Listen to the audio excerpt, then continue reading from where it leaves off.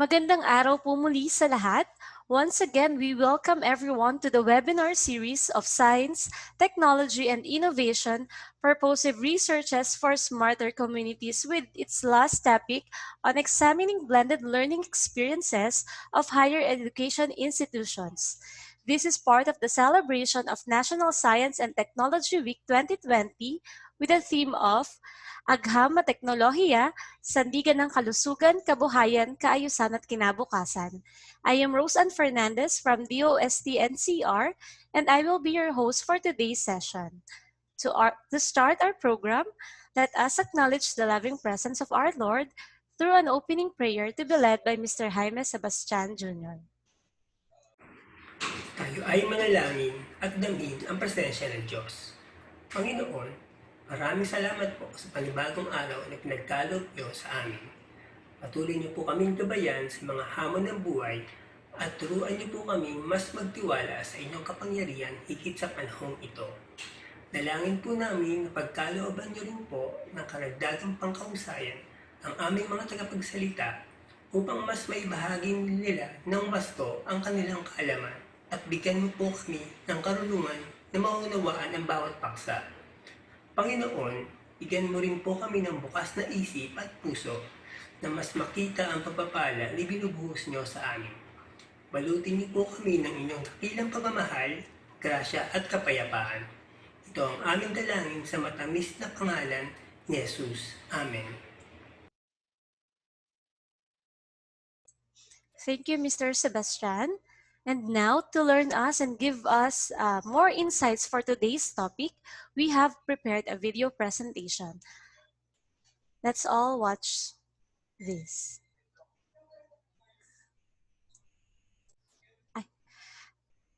And for the information of all, we would like to acknowledge the presence of our resource speaker, Dr. Jasper Vincent Alandaga, our guests from DOST regional offices and DOST agencies, also to our DOST agency partners in preparation of this event, the DOST National Research Council of the Philippines and National Academy of Science and Technology.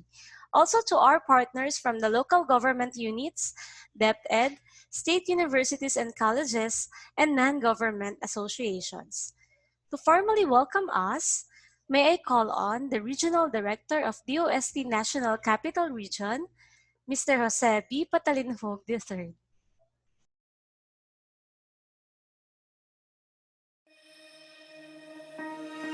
It is my pleasure to welcome you, our guests and partners. Thank you for joining us in this session. Providing quality education while teachers, instructors, and students are at home remains a challenge during this new normal.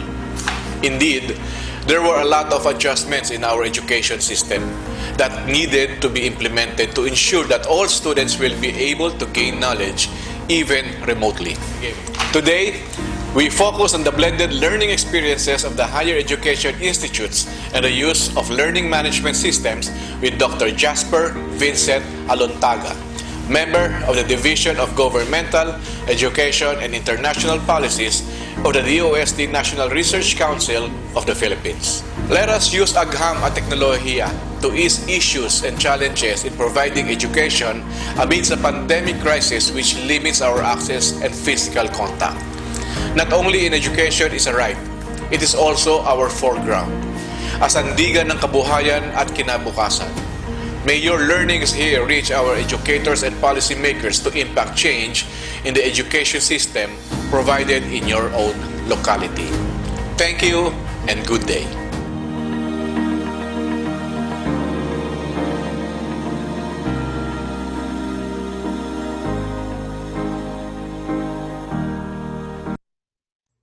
Thank you po, RD Jojo, for your warm message to our participants and to our speaker. And now, to give us an idea on what the topic is all about, we prepared a short video presentation. Let's all watch this.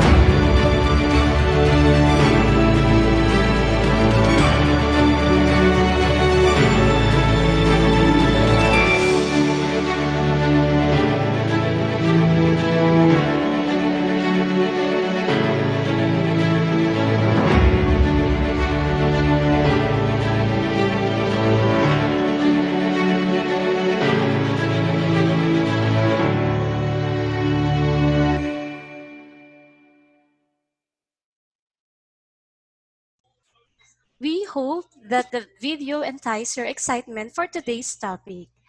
Now, to further discuss with us the topic on examining blended learning experiences of higher education institution, our speaker is Dr. Jasper Vincent Q. Alantaga.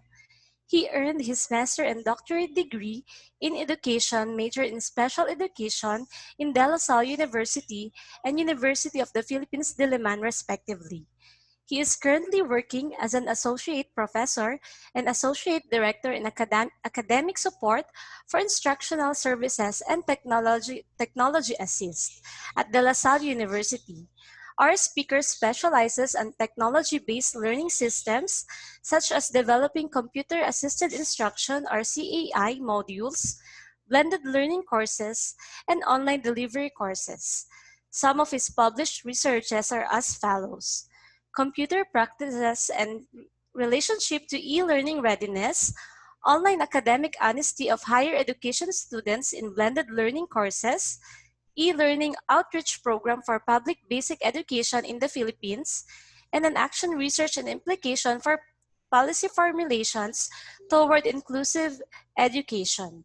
Our speaker also received a grant project from De La Salle University on his Research Learning Network PH, a roadmap to blended teaching training program for public schools teachers toward public school teachers ICT 4E competencies building. Dr. Alantaga is a regular member of the Division of Governmental Education and International Policies of DOST National Research Council of the Philippines. He is also a member of different organizations such as Philippine Research Association for Early Childhood Education or Advocata, giving a voice to children with special needs, and UNESCO Research Distribution and Training Center or RDTC. Help me welcome our speaker, Dr. Jasper Vincent Q. Alantaga.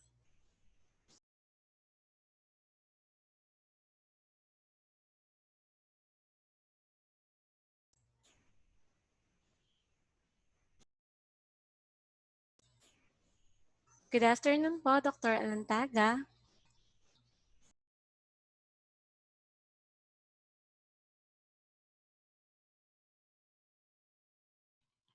Yan, okay. Thank you, Camille. Okay.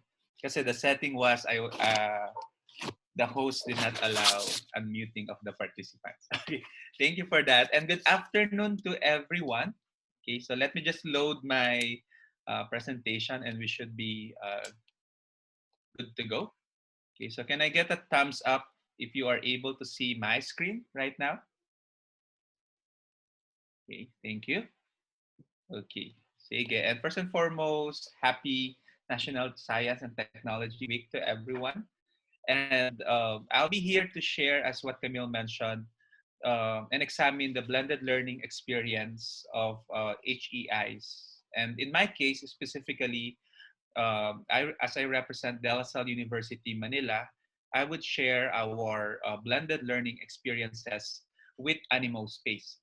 Okay, so Animo Space being our learning management system, and we hope that in sharing our experience to you guys, it can serve as an avenue or a jumping board for you to also critically reflect on both the affordances and challenges in blended learning in your own context. Because we always say, when we talk about transformations and also the use of technology as a transformation and innovation nowadays, we have to consider our individual context. Okay, so I'm sure our students in De La Salle University is quite unique compared to just like your students in your institutions are also unique in terms of their profile, technology access, and readiness. And we also hope that this sharing would also serve as input in your own continuity planning and preparations for your own roadmaps to successful blended learning. Okay, so as I'm sure you have encountered in a lot of webinars already that you've attended since the pandemic started, okay, we are at an unprecedented time. Okay, that really the pandemic is pushing us higher education institutions to our limits. And the good thing is that it's also pushing us to progress. Okay, so we always say more than ever, students and even as teachers are at risk. But just like what technology has done before, it can now, and more than ever as well, it can serve as the solution and the diversity accommodation tool to help even educational institutions sustain their operations and again move forward the future. I always start my sharing with this quote from Jan Kao, and he says that strategy without innovation is useless, and innovation without strategy is aimless.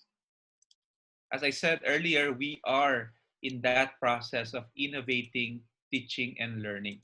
Okay, so in a sense, this can be the make or break or the turning point in Philippine education.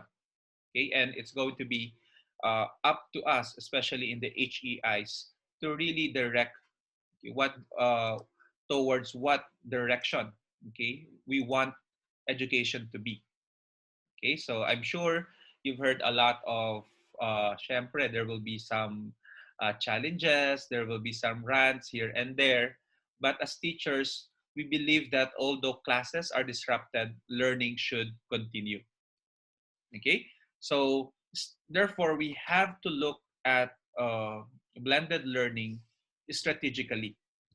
And there are different quote unquote models we can benchmark from other institutions abroad of how they progress through online distance learning and blended learning. But for this afternoon, let me share with you uh, the model that we use in De La Salle University. So, which is the SAMR model by Dr. Ruben Fuentedura. So, if you're quite familiar with the model, it's a four-level model, okay, which talks about the various levels of technology integration. I love showing this particular image of the model because it shows that all of us start with no tech. Okay, and this is really true, especially for some HEIs who did not have blended learning initiatives before the pandemic. Okay. In De La Salle University, we were already doing blended learning as early as 20 years ago. Okay, although of course we have a fairly new LMS, but the concept of blended learning has really been around for quite some time. Okay, so but this image would also show that there are two major levels of technology integration. Okay, so we can use a technology, for example, to simply enhance how we do things. That's represented by the substitution augmentation. In our context, then this might be some schools who started to get a sense of blended learning or got their feet wet in blended learning before the pandemic. Okay, and of course, we have modification and redefinition level as the transformation levels. Okay, and you can see here it's sequential. Okay, it's meant to be sequential in a sense that institutions tend to start with substitution, augmentation, modification, and redefinition in that order. Okay, but as you can imagine, a lot of institutions really jumped into the transformation levels. Okay, so when I say jump, because they did not have blended learning before, but because of the circumstances, they are forced to again transform into full online courses. Okay, and that again, I think is the root of the problem because anything you do for the first time, especially if you're jumping into redefining your teaching and learning, then it will be problematic to all stakeholders. Okay, so you can see in the image, it takes quite a lot of courage for you to dive deeper into allowing technology to really transform your courses. Okay, and I'm sure since it's already November, you already had a taste of online distance learning. Okay, you're already able to develop your own best practices and identify challenges, and even to some extent, uh, found ways to resolve those identified challenges. So for De La Salle University, as I said, we followed this SAM-R model, and we identified three big levels that we want our teachers to progress to. Okay, so again, level zero is basically teachers are not using the Animo space. Okay, as I said, Animo space is a fairly new LMS. We started around 2017 to 2018, and then so we're more on the third, fourth year use of the LMS. Okay, and then initially, we wanted teachers to simply be familiar with the LMS by uploading their syllabus. Okay, you can call this like the substitution stage of our journey. Okay, and true enough, this was the typical practice of beginner teachers. Okay, and then of course there are some champions that would use the LMS more than simply uploading the syllabus, and they uploaded materials and even conducted what we call hybrid courses. So in our university, hybrid courses are courses wherein 50% at maximum can be delivered online. Okay, and our roadmap is actually we were looking at all students deliverables to be done online, and really no lectures done in classes, okay, or in classrooms. So you can imagine, because of the pandemic, we were also fast tracked in our roadmap. Okay, so before the pandemic, we were at level 2. Okay, but now, okay, we are done with level 3, we can say, because everyone has gone online, including the integrated school of De La Salle University.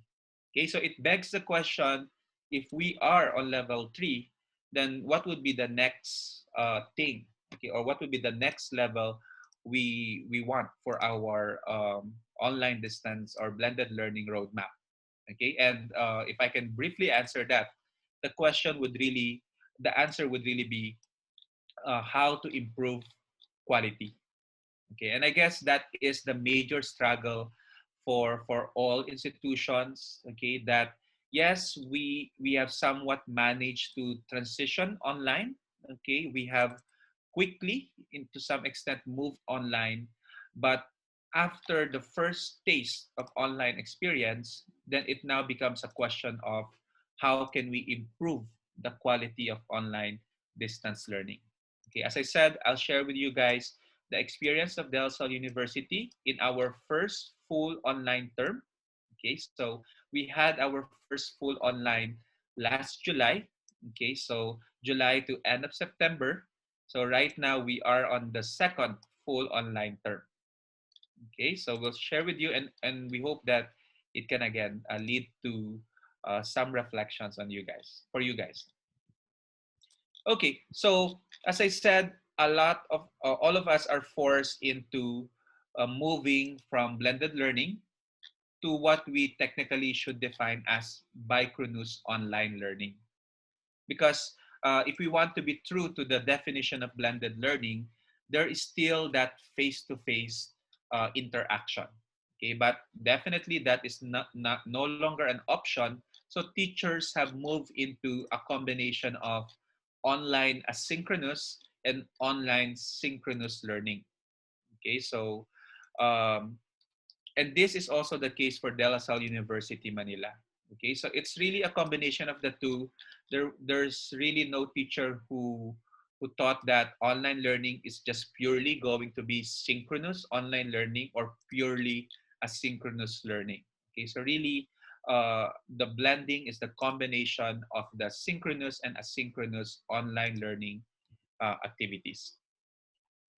Okay, so let me tell you a quick story of or and show you the calendar of our of how we enabled the transformation of teaching and learning into bicronus online distance learning in the university.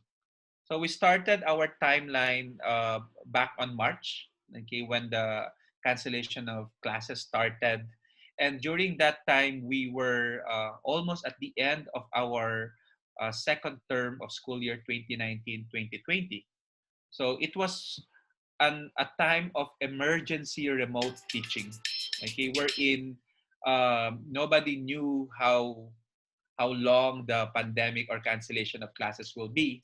But what we know is that we have to quickly transition our face-to-face classes into online learning modules. Okay, so this was easy for those teachers who had blended learning before the pandemic, but as I said, some teachers were still in the substitution stages, so it became quite a struggle as well for them. Okay, so in response, our office uh, started doing what we call pop-up webinars and Q&A sessions to help teachers be up to pace with the transition. And then April, we started our official webinar series. We launched our online certification course.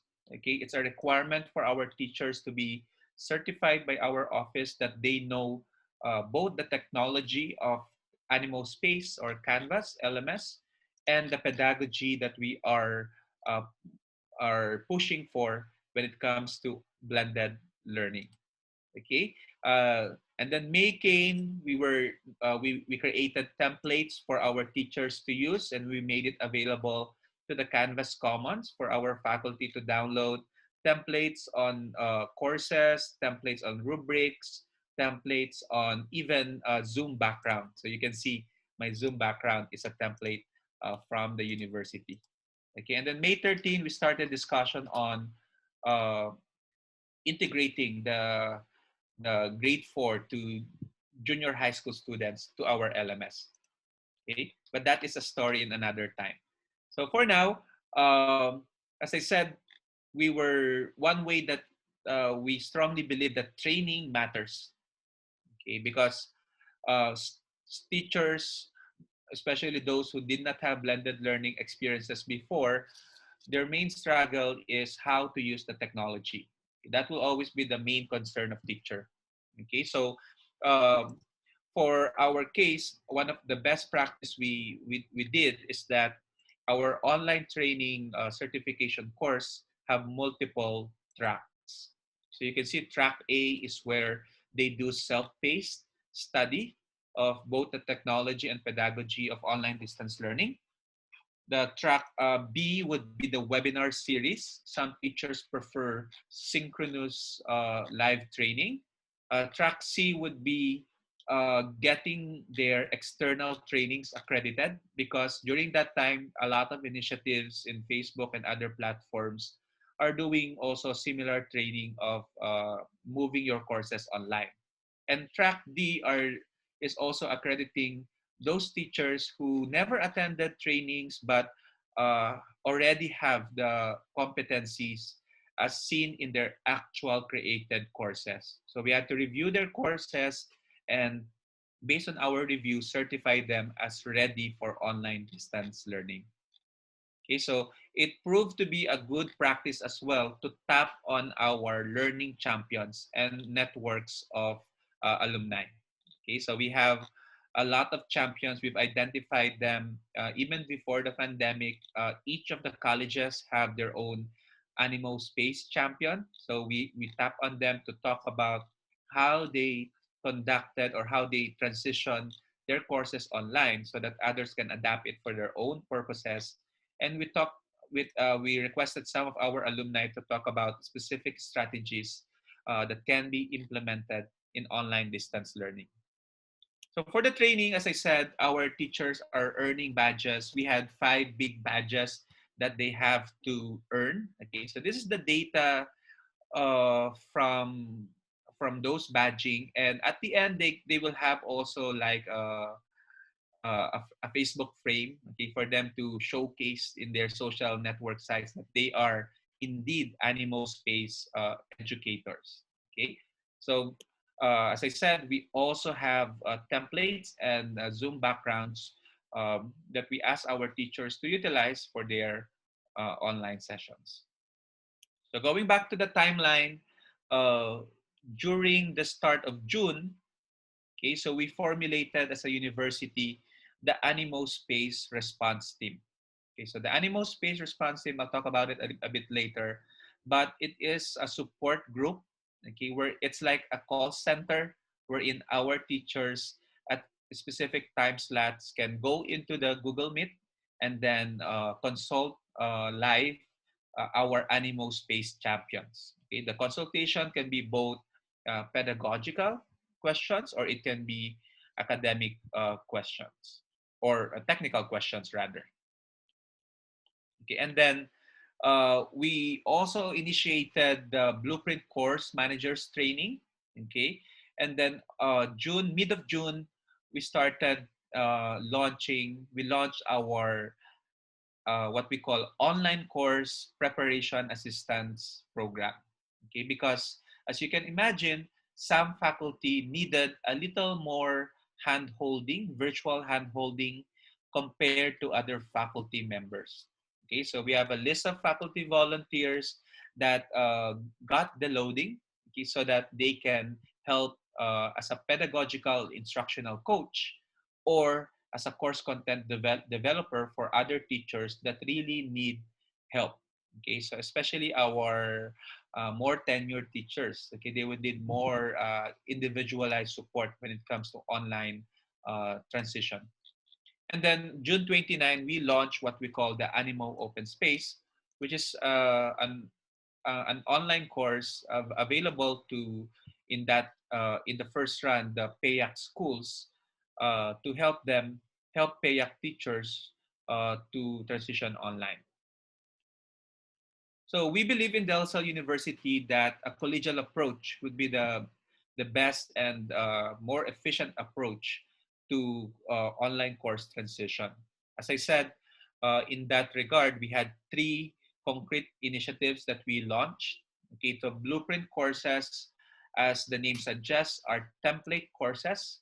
So department chairs identified teachers that work together, okay, uh, on a on a template course, and whatever they created will be implemented or duplicated to all sections of the said course.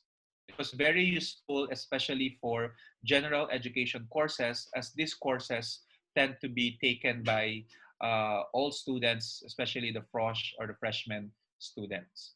Okay, so we had around 327 plus blueprint managers. So you can imagine um, it makes the development faster because as teachers, we know that preparation time would always be the main challenge. Okay, and in De La Salle, you can imagine since we are trimestral, that challenge is somewhat compounded because we only have uh, usually 2 weeks in transition, 2 weeks in between terms. Okay, so although of course, because of the pandemic, we had for the first time around 1.5 to even 2 months for some teachers to prepare for their courses. So we had around 17 instructional coaches and course content developers that came in to help teachers in the technological and pedagogical knowledge. Okay, so they are not necessarily content experts, but they are teachers that have had converted their course before the pandemic to blended learning. So they already had that experience, the one cycle of converting courses online. And we had a 5-member faculty response team that I said earlier serve as a call center support for our faculty. Okay, so in short, our faculty are given both asynchronous support as well as synchronous support. Okay, and I talked about earlier the Animo Open Space, which is an online course as an avenue for the university to reach out, okay, to other teachers and help them prepare their online transition. Okay, so let's go back to the timeline. So come July, as I said, we started our first full online term July. That was third term of school year 2019-2020 for us. So we launched our Animo Space Primer, our manual for online distance learning. And then throughout the term, we conducted our Animal Space Experience Survey. It's a bi-weekly survey for students and teachers, and just to get a quick sense of their experience so far. And then towards the end of July, we launched the Animo Space Lounge for students. Okay, we previously had the lounge for teachers and the certification course for teachers. So we separated the student orientation course online with the Animo Space Lounge online. So, uh, and then of course, the term ended September, and that would be the time for us to reflect on our first full online term.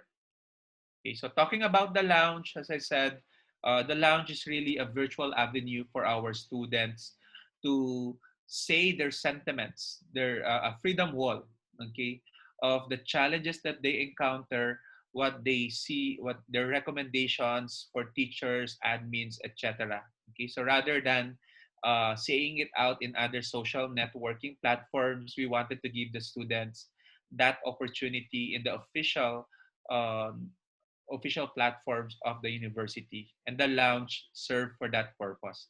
It also served as an asynchronous support system for our students via discussion forums, as well as synchronous chat support if they have questions about their experience so far.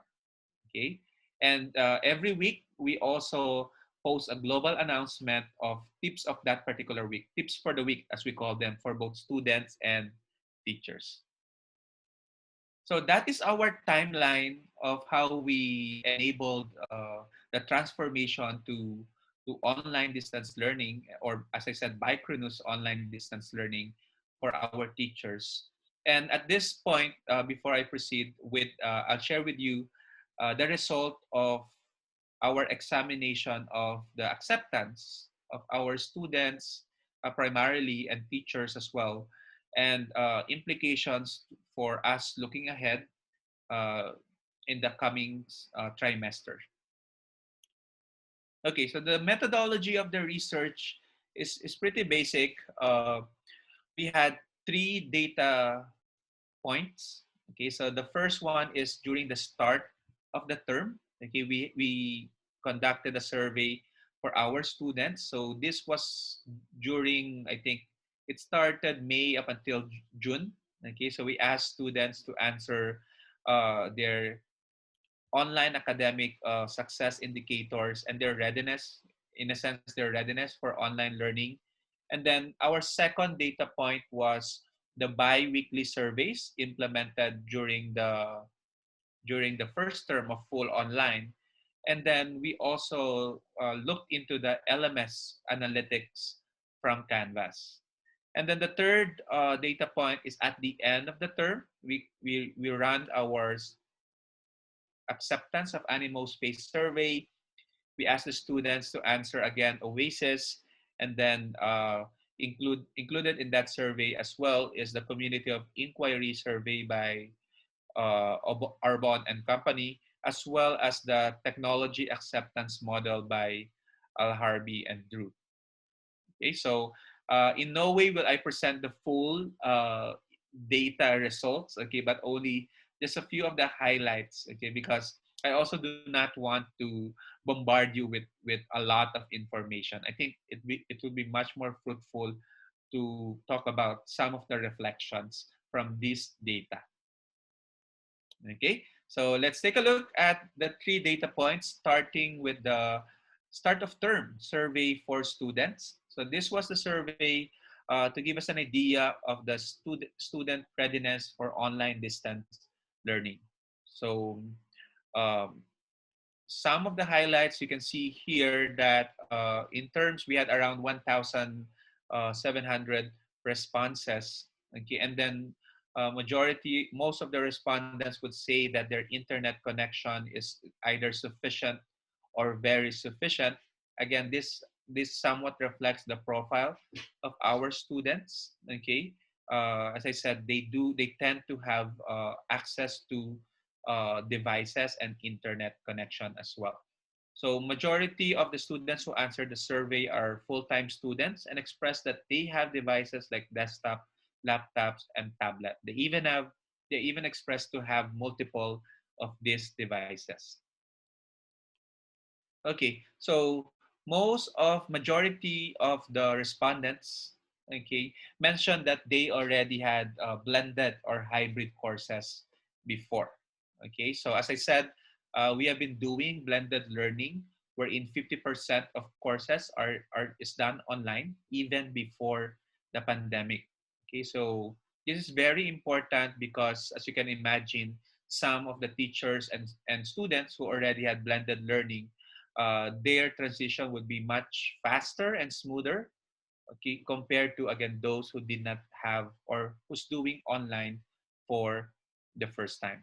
Although there's a good number of around 11% of students who's not sure whether they have had blended or hybrid learning courses before. Okay, this would most likely be our first year student, incoming first year student, um, for that particular term.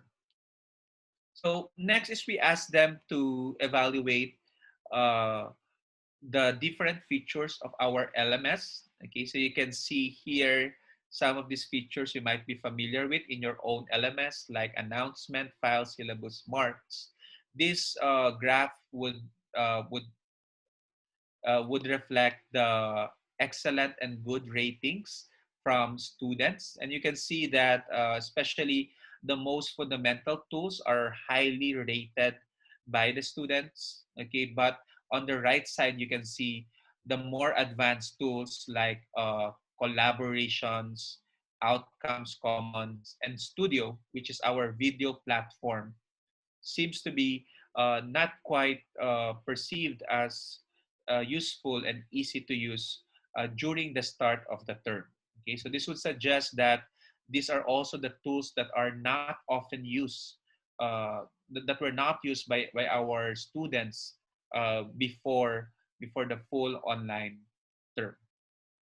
Okay, so but the meat of the start of term survey is really on the students' readiness. Okay, and in this case, the readiness are two two dimensions. Okay, so the first dimension we look at is student self-regulation. Okay, or their ability to be able to do self-paced task. Okay, and I'm sure all of you would agree how very crucial self-regulation is for successful online distance learning, especially for doing asynchronous learning activities. So you can see that students rated themselves quite confident, okay, in terms of their self-regulation, except for a couple of items which are maintaining focus on an assigned task, okay, and eliminating distractions that interfere with a suitable learning environment. And again, we can even say that out of the different items, okay, these two are the more important items, as again, it would impact directly their participation and completion of online tasks. So in terms, the second dimension we looked at in terms of their readiness was the self-efficacy beliefs. Okay, and self-efficacy would just pertain to their mostly to their ability to be able uh, to do technical things uh, with with the learning management system. Okay, so or in relation to online distance learning, and they rated themselves higher in this dimension compared to the self-regulation dimension. Okay, so specifically, the highly rated items are uploading an assignment, composing an email, downloading and save files posted for course. Okay, so as I said, especially for those who had blended learning uh, courses before, these are already competencies that they have developed. Okay, and these are also the most basic use of the learning management system. So when we look at specific factors that would affect this student readiness, none of the factors really uh, correlated in that sense between, but there was a difference, a slight significant difference between the self-efficacy beliefs of those who express that they have higher quality of internet access. Okay, so those who mention that they have very sufficient internet access would tend to have higher self-efficacy beliefs compared to those who said they have somewhat or not sufficient internet access. Okay, so and one of the open-ended question we asked them is, what are your expectations regarding online learning for the next term? Okay, so I wouldn't bother you with the teams, but the their response is really more on, they would say it's challenging but it's expected, or it's challenging but we'll get the hang of it, it's challenging but it is a need. Okay, so in a sense, their answer is hopeful, so they are hopeful about online learning, uh, full online learning for the first time. Okay, and with that data, these are some of the reflections that I would like to share with you. So from the start of term data, it suggests that in terms of online distance learning, that our students do have the capability in terms of device, and as I said, access, okay, and familiarity with the basic features of the learning management system. They also rated themselves highly positively in terms of self-regulation and self-efficacy beliefs towards online distance learning. So we think of it as the blended learning experience they had before the pandemic as contributory, especially to their online distance learning readiness. And that second is that when we talk about the concept of digital natives, the start of term data would suggest that yes, our students are good in terms of technology because of their access and self-efficacy beliefs, but not as much in terms of their self-regulation. And again, um, it is essential that students have positive perceptions of technology in terms of ease of access and use, because these are key to student satisfaction later on. But it's also important to note that according to Cheng, Ko, and Was 2020, self-efficacy is also important variable for first-time online students. Okay, so in a sense, the data would suggest students are ready for online distance learning, or at least during that point in time, they mentioned that they are ready for online distance learning. Okay, so let's see what happens. So let's look at the second data point, which is the during the term, or the animal space experience of students and teachers. I'll share some teacher data during the term. Okay, so as I said, this data reflects the first full online term of DLSU, July to September. Okay, so we transitioned full online. Okay, so before the second term, we had around 3,000 animal space courses active. Okay, but because of the pandemic, all our almost 4,000 courses are delivered online. Okay, and you can see from the next figure, okay, that there is really a surge. So there is a surge in the use of the LMS. Okay, so the blue would be term 2, and the orange will be the first full online term 3. Okay, so there's a surge primarily on the files upload. Okay, but also seen in discussion topics, assignments, and media recordings. Okay, so and this is expected. As I said, we expect that as more courses are going online, then definitely more of the tools are being used. So therefore, more assignment discussions are posted and more files are uploaded to the system. Okay, so when we look specifically at the media, okay, because we have here the media recordings, okay, so you can see here our platform for video is Studio, as I said earlier. So you can see really a sharp surge, okay, of the number of original counts and media hours recorded in our video platform. Okay, during especially July 2020 at this particular point. So meaning a lot of teachers starting June and then July, okay, are creating their video lectures. Okay, I'm sure our teachers here can relate that their initial response to online is to really create video lectures, okay, their own video lectures and or curate video existing video lectures. Okay, so there was a surge in the use of our studio as well as the use of our conferences. Okay, I'll show you the data in a while. But before that, let me show you the data on the other tools in our LMS. So you can see that comparing the blue and orange line, okay, the data points seem to be somewhat close to each other, okay, except for two items, which are pages and modules. Okay, so and if you are using Canvas LMS, okay, so the pages and modules are the tools you use primarily to organize your resources.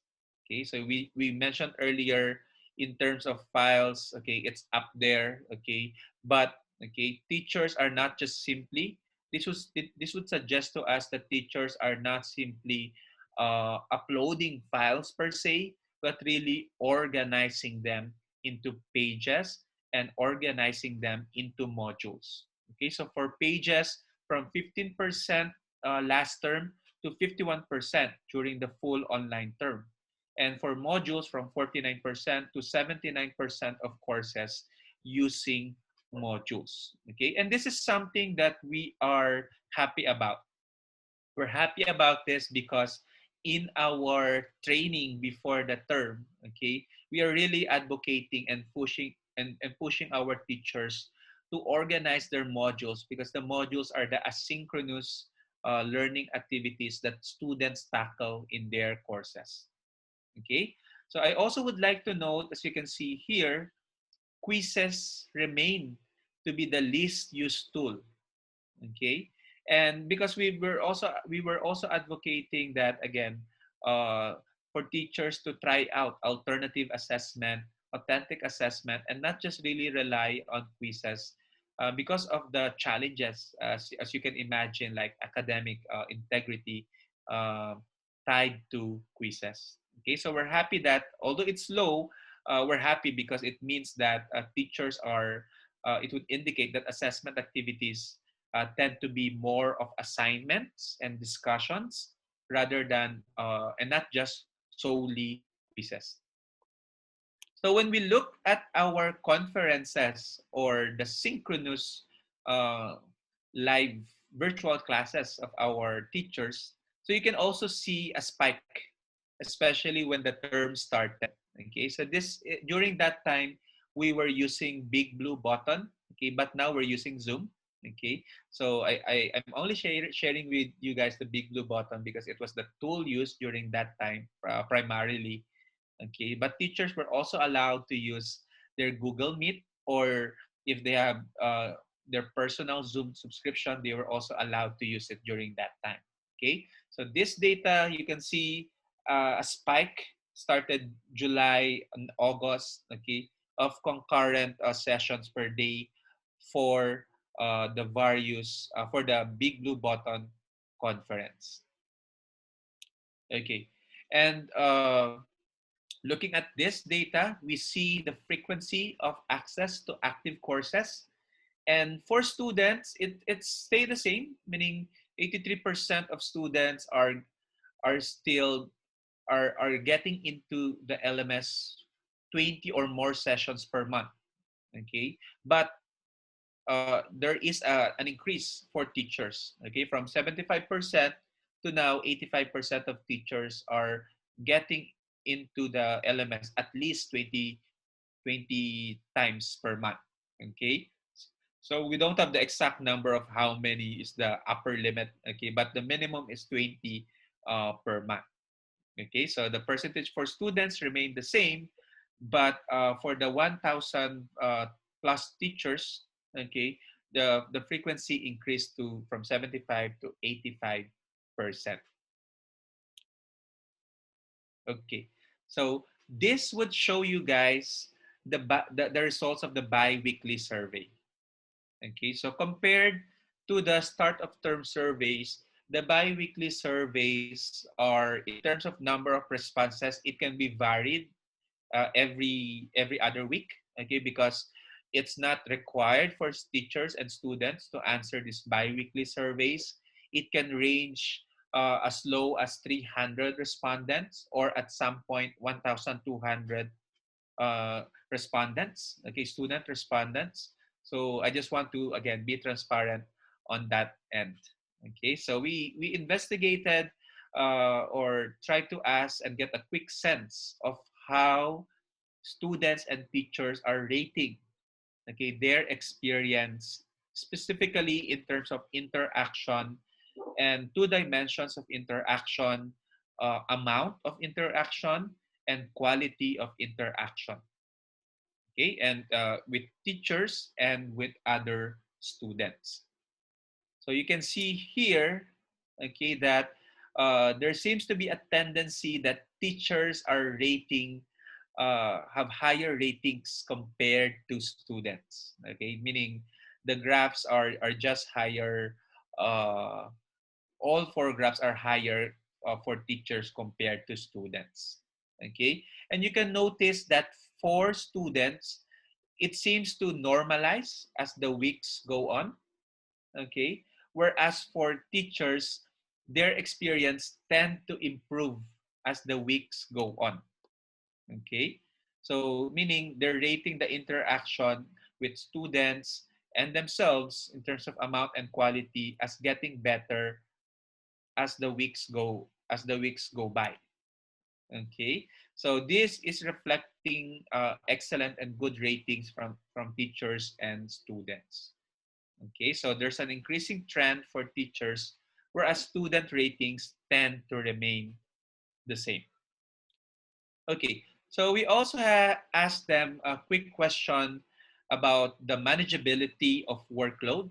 Okay, I'm sure because that was one of the identified uh, challenges early on by our teachers and students, as well as their overall experience with Animo Space. Okay, and again, as you can see, teachers would tend to rate higher than students, the manageability of workload and their overall experience, and it tends to increase as well as the weeks go by. Okay, so for students, by week number in this case by week number 5, it tends to normalize. Okay, so yeah. Okay, and then the last section of our bi-weekly surveys is really more on the challenges that they experience in the last couple of weeks. Okay, and again, you can see that comparing the student and teachers uh, graphs, okay, they express the same challenges throughout the weeks. And again, if you look at the orange graph, okay, that is internet connectivity. I think this is something that echoes to all of us, di ba? Na ang challenge talaga, okay, even for our students who do have access to technology, the challenge becomes the quality of access to the internet. Okay, so both teachers and students mentioned that. Okay, what is also common to them is the challenge of the performance of their device. Okay, so they rated it as third highest challenge. Okay, and the green one for students is all about their personal readiness for online learning. So they were ano naman, they were somewhat accepting that in terms of readiness, okay, uh, it's a continuing challenge for them. Okay, this is somewhat again different from the data at the start of the term. Remember earlier, the start of the term, they are hopeful and they rated themselves as ready. But when once it started, okay, they expressed, oops, yung readiness pala namin is not as we have envisioned it to be. And for teachers, teachers also mention it because the dark blue line would talk about teacher student readiness, student readiness for online learning. So the teachers felt it, okay, expressed it, and the students also admitted that their learning readiness, okay, uh, comparing from at the start, okay, parang their perceptions to now during based on uh, actual practice or actual experience. Okay, the reality is they felt that their readiness is again a challenge. Okay, what is good is that if we look at the other items, especially the performance of the system or the LMS, the familiarity with the LMS, and the availability of support, these are the lowest three challenges identified by the teachers. Okay, so we're happy with this because it means that the system is reliable. It means that the tools are again easy to use and useful, and it also suggests that the avenues we provided for support, okay, is again affecting the performance or the perception of our stakeholders, specifically the teachers and students. So they identifying support as a minor challenge is a good thing for us. So some reflections, again, usual suspects. Um, we expected an increase in the usage of the course tools and user activity. So especially for the teachers, this was evident. And we also expected challenges of internet connectivity, device performance, and student readiness. And indeed, these are the items that were expressed as challenges. Okay. So another reflection is that looking at the biweekly data, as the teacher tends to have an increasing experience, as I said, as the weeks go by, this gives us an idea that teachers are trying to catch up, okay, or teachers are able to catch up because of the full the online term. Okay, they're developing competencies. They are becoming more empowered as for blended learning over time. Okay, so again, this is a good result for us. So although the challenges seem to be enduring, okay, but uh, at least we are now, the data would suggest that teachers are getting more adapted with the tools and engagement in online distance learning because their experience again improve in time. Okay, and this is crucial because Richardson, York, and Lowenthal mentioned how instructors' technical competencies as contributory to effective online learning. Okay, some other reflections from the during the term data is that, as I said, there is an evidence of bicronous learning happening. Okay, that the growth of blended or online distance learning in the university is primarily driven by teachers organizing their digital resources, which is the asynchronous learning, and conduct of virtual classes, the synchronous learning, given the spikes that we showed earlier. But one thing that I would like to share with you guys, and I would also like you to reflect on it if this is the same experience that you had, is that the data would also suggest that there seems to be a back to basics approach. Okay, there seems to be a tendency towards teacher led interactions than student interaction. Okay, meaning because teachers are rating it more or meaning highly compared to students in terms of quality and amount of interaction. Okay, what seems to be sacrificed or a little sacrifice when it comes to online distance learning is the the online is the interaction, okay, is the relationships between students. Okay, so um, and again, some of the teachers in the open-ended responses mentioned, like for example, students are not showing themselves during the virtual synchronous sessions, or students are unresponsive during the synchronous sessions.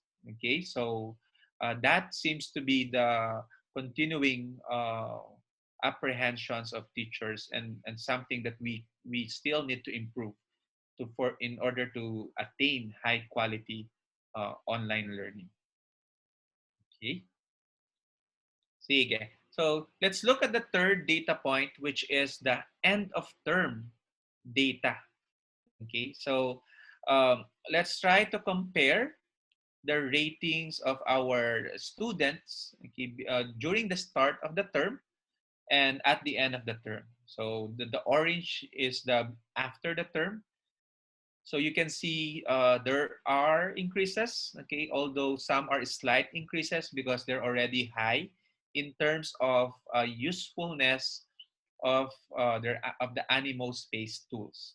Okay, we also had data of the end of term perceptions of teachers about the usefulness of the tools, and it is indicated by the blue uh, bars, green bars rather. Sorry.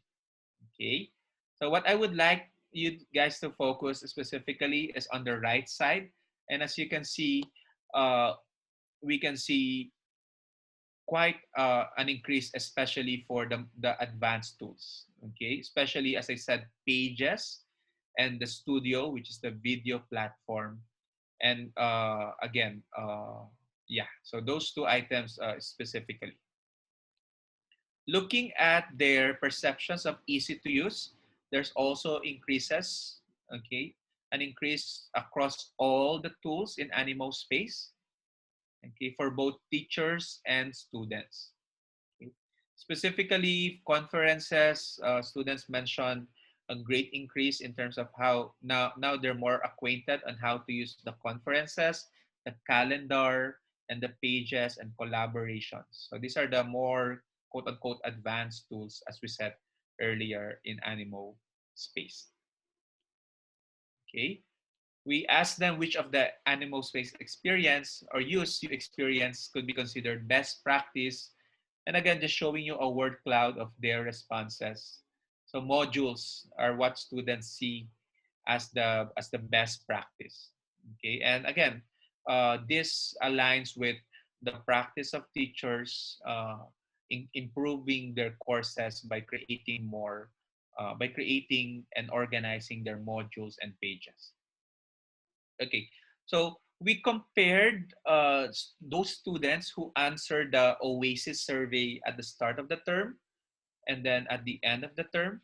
Okay, and you can and compare them to the same students who answered it at the end of the term, and you can see that there is improvement in terms of their perceptions of self-regulation and self-efficacy beliefs. Okay, looking at the t-test, okay, especially for the 67 students who answered both at the start and at the end. Okay, so there is really a very high significant difference for self-regulation and a significant difference for self-efficacy beliefs. Okay, so specifically when you look at the self-regulation, okay, so using external resources to gather information for class, okay, and effectively using the calendar to organize online classwork, as well as asking for help from online teacher, improve the most. Okay, so and remember the two items earlier, like the ones regarding not surfing other pages while working on the announcement and eliminating assignments and eliminating distractions that interfere with a suitable learning environment. Okay, so they were rated low at the start of the term, but now students, at least the same students, expressed that they're now pretty confident in maintaining focus for their assigned task. Okay, so for self-efficacy, um, increase were seen specifically on items about problem solving when experiencing technical difficulties.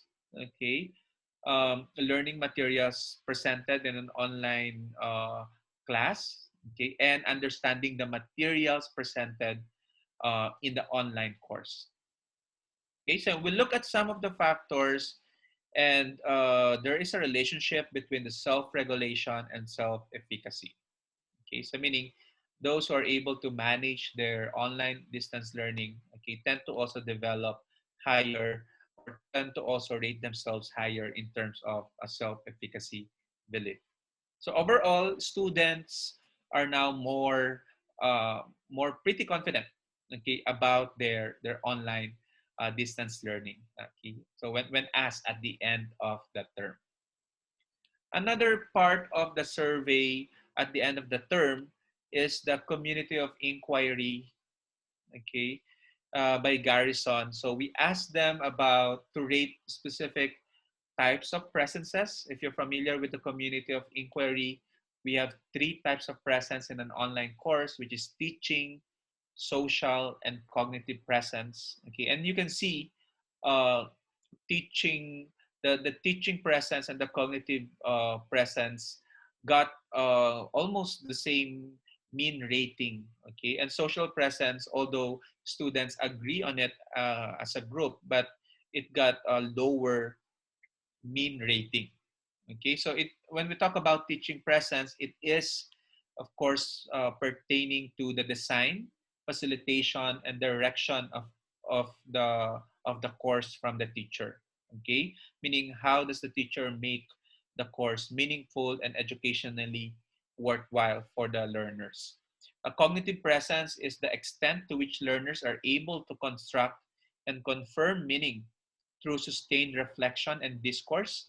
And social presence is the ability of the participants to identify with the community.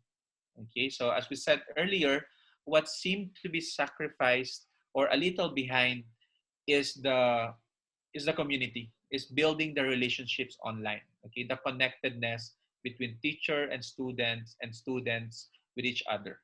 Okay, and it also aligns with the end of term results that students express social presence as the as lower compared to teaching and cognitive presence. So in short, the pandemic is having an impact uh, on student engagement. Okay, student engagement primarily on engaging with each other online.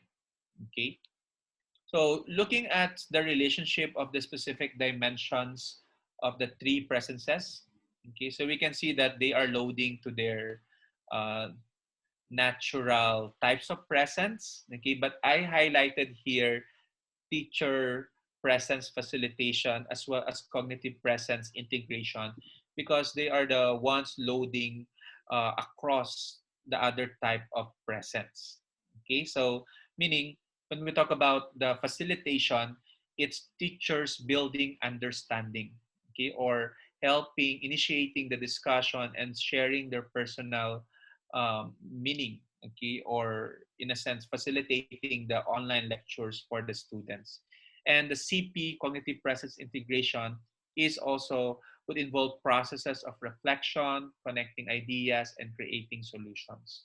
So it seems as well that the teaching presence really is correlating with cognitive presence, and social presence is correlating with cognitive presence as well. But teaching presence does not seem to correlate with social presence. Okay, so it means if you look at the community of inquiry framework as a Venn diagram, they do have intersections.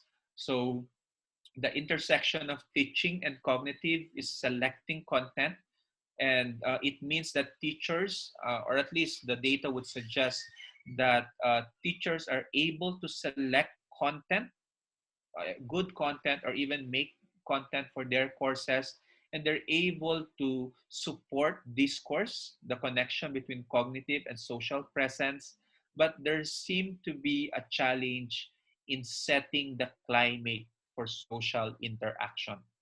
Okay, again, going back to what I said earlier, that what seems to be sacrificed is the student engagement. Okay, so that's a continuing challenge I pose not just to DLSU faculty but to every one of us online teachers. Okay, and then we asked some items. Finally, we asked some items on their acceptance of Animo Space. Okay, and then showing you guys here the result for students and teachers rating. Okay, so you can see that teachers, as I said, appreciated more the Animo Space compared to students. Okay, uh, except for the perceived ease of use, the students had higher rating. But for the other dimensions of technology acceptance, okay, especially for the intention to use it, okay, so the teachers had higher ratings. Okay, so they mentioned they moderately agree to the items. So two two dimensions really correlated with each other, which is the support. Okay, so the system support correlated with the perceived ease of use. So meaning those who rated system support highly would also tend to rate highly their ease of use. Okay, and then attend their attitude towards the LMS is also correlated to their behavioral intention. And these are established correlation based on the technology acceptance model. But I would like to again reiterate the support as crucial for perceived ease of use. Okay, so we're very happy of this data because it means that our support, the support that we offer, is having an impact on specifically on the perceived ease of use of our users. Okay, and then there's also a question on what problems and challenges did you experience? And even during the end of the term, students are saying internet, internet, internet. Okay, so I guess it's a system level, okay, meaning nationwide, it's really a challenge for us, right? Okay, so the question, of course, and part of the reflection is whether we have adjusted to online or not. Okay, I guess that's the big question as a point of reflection at the end of the term. Okay, so the end of term data suggests positive gains in the student and teacher's competency. Okay, so expressed by their high ratings of usefulness and easy of use, but we also would like to reflect that it seems to be that teachers facilitation or the teaching presence is steering the online experience more than the students.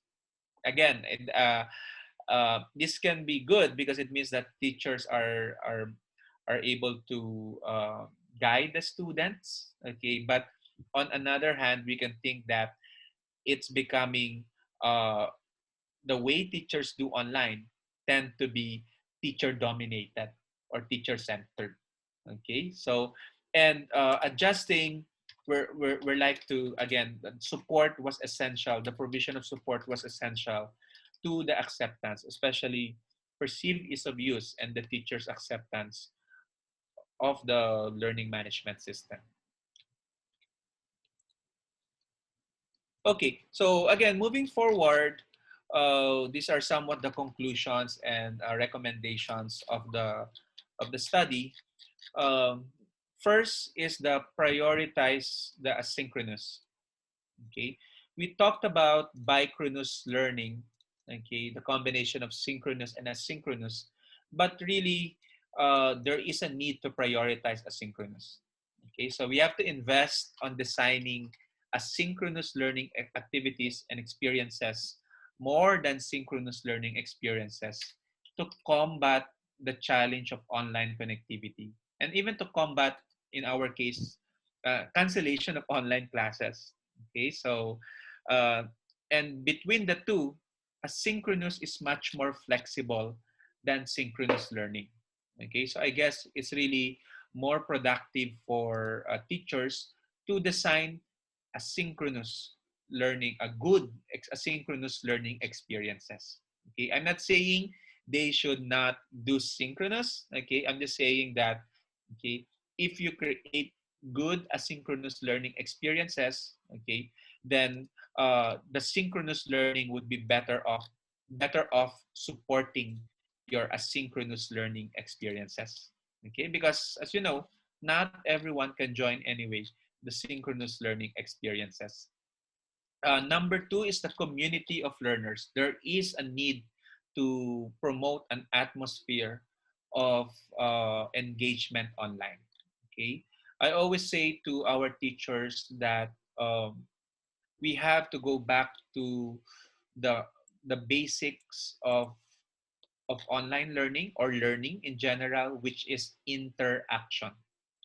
Okay, and we can only promote interaction if we become more human in the design of our asynchronous and be more human in our implementation of synchronous learning activities.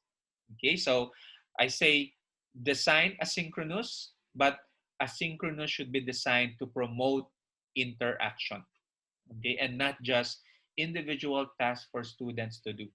Okay, um, so promoting the community of learners can also be the focus of training that you would want to develop for your teachers. Okay, it will be fruitful to teach the teachers how to manage online communication, how to use breakout sessions, how to maximize polling and other ways to promote a climate or an atmosphere of interaction online.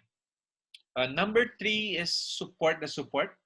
Okay, strengthen the online support system, especially for students. Okay, tap on your champions. Okay, use the data that you get so that you can further improve the services that you can roll out to your teachers and students. Okay, in De La Salle University, we have also transitioned some of our student life experiences into online. Okay, and this will all contribute to developing the self efficacy as well as uh, academic success of our students.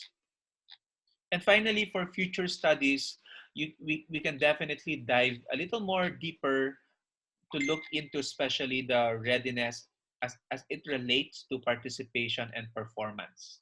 Okay, uh, I'm sure those who are administrators of LMS, okay, would know how much data the LMS, how much big data is found in the LMS. So being able to really dive deeper into this data, especially uh, linking it to performance. Okay, so because one of the big question is online learning really does it really result to better performance? Okay, so it's also worthwhile to look and compare acceptance between the first full online term. Okay, so we had that July to September, and the succeeding terms as a point of comparison. Because as we say, the first time you do something, it's always going to be the hardest. So now that you've done that first hurdle of first full online term or SEM for some of you guys, okay, then what would be the what picture is painted, okay, for the succeeding terms might be uh, a good point of examination.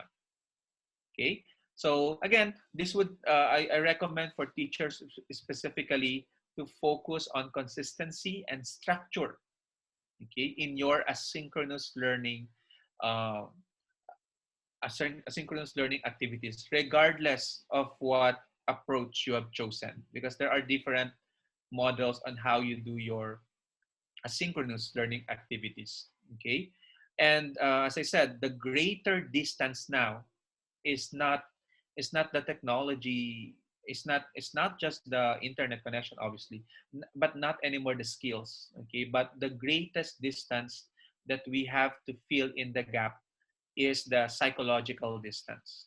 Okay, and this can only be responded by being human. Okay, and by being even human interaction with your students. Okay, so I often encounter teachers who struggle with the technology, but I hope you don't lose your character, your teacher, your character as a teacher when you transition to online distance learning. Okay, so remember that online learning is a social process. Okay, so there are try to give avenues, virtual space and virtual avenues for your students to be more social. Okay, so those are some of the things that I recommend.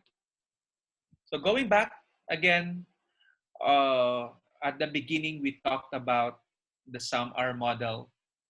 Okay, at this point I would like you to also reflect, where are you?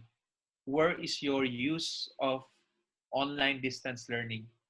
Comparing before, when you probably perhaps did not use online distance learning, okay, or blended learning, okay, where are you now in the model? Where will you generally put yourself? Okay, have you just again uh, enhance and place things online, or did you really transform your course?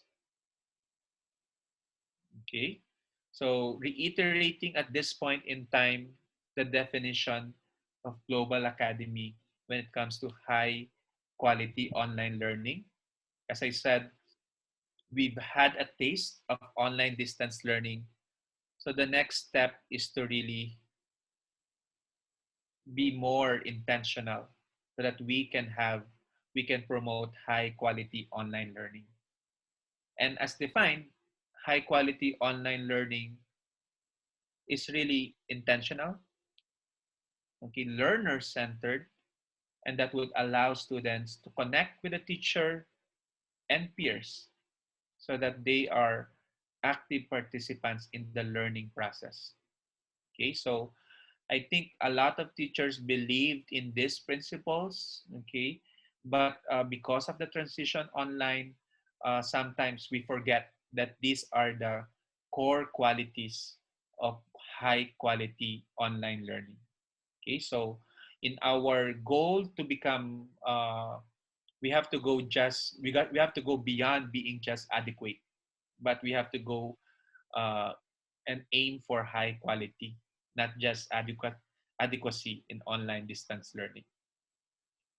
Okay, so let me end my sharing with a quote by Dieter Sech that although not every innovation guarantees immediate success, okay, and as we said, it takes time for us to really find the balance, okay, in our course in terms of pedagogy, technology, and content. Okay, but missing innovations guarantee failure. Okay, so we will continue. We know that online distance learning will continue. Okay, even beyond the pandemic. Okay, based on demand. Okay, and as an institutional strategy. Okay, so let us continue to be creative crafters of online learning experiences for our students. Okay, so again, thank you very much. And echoing what our founder mentions, even in online, we can still continue to teach minds, touch hearts, and transform lives. So I'll give the floor back to Camille. This is just showing you some of this is the staff or the support team of DLSU when it comes to online distance learning. And for any inquiries that you might have, I'm sharing with you guys my email, okay, so that we can further uh, collaborate, I guess, and share some best practices, as I would love to also hear from your own experiences in your own journey towards successful online distance learning. So thank you very much, everyone. And Camille, back to you.